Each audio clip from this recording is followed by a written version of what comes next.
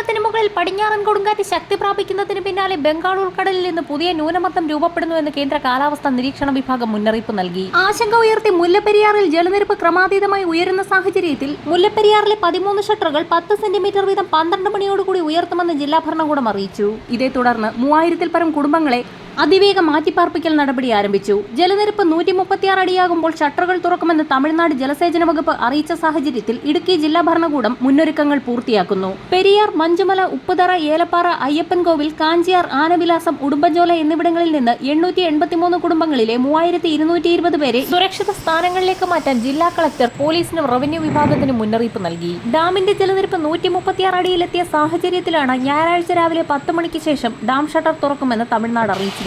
പരമാവധി 1000 ഖനയടി വെള്ളമാണ് തുറന്നുവിടുന്നത്. പെരിയാർ തീരത്തുള്ളവർ ജാഗ്രത പുലർത്തണമെന്നും വെള്ളം കയറുന്ന സാഹചര്യമുണ്ടായാൽ കൂടുതൽ പേർ സുരക്ഷിത സ്ഥാനങ്ങളിലേക്ക് മാറണമെന്നും ജില്ലാ ഭരണകൂടം അറിയിച്ചു.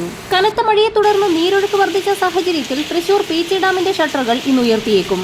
മലമ്പുഴ ഡാമിന്റെ 4 ഷട്ടറുകൾ തുറന്ന സാഹചര്യത്തിൽ നദീതീരങ്ങളിലുള്ളവർക്ക് ജാഗ്രതാ നിർദ്ദേശം നൽകി. ശക്തമായ മഴ തുടരുന്ന പശ്ചാത്തലത്തിൽ 16 ഡാമുകളാണ് നിലവിൽ തുറന്നിരിക്കുന്നത്.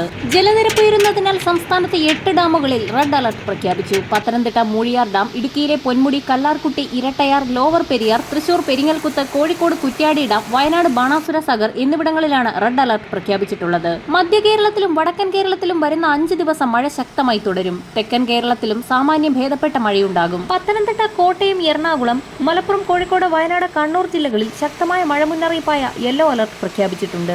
വടക്ക് പടിഞ്ഞാറൻ ബംഗാൾ ഉൾക്കടലിനും അതിനോട് ചേർന്നുള്ള പശ്ചിമ ബംഗാൾ, ബംഗ്ലാദേശ് തീരത്തിനു മുകളിലായി നാളെ ചക്രവാത ചുഴി രൂപപ്പെടാനും 24 മണിക്കൂറിനുള്ളിൽ ന്യൂനമർദ്ദമായി ശക്തി പ്രാപിക്കാനും സാധ്യതയുണ്ടെന്ന് കേന്ദ്ര കാലാവസ്ഥാ നിരീക്ഷണ വിഭാഗം മുന്നറിയിപ്പ് നൽകി. ഇതാണ് വരുന്ന 5 ദിവസം അതിശക്തമായ മഴയ്ക്ക് കാരണമാക്കിയിരിക്കുന്നത്.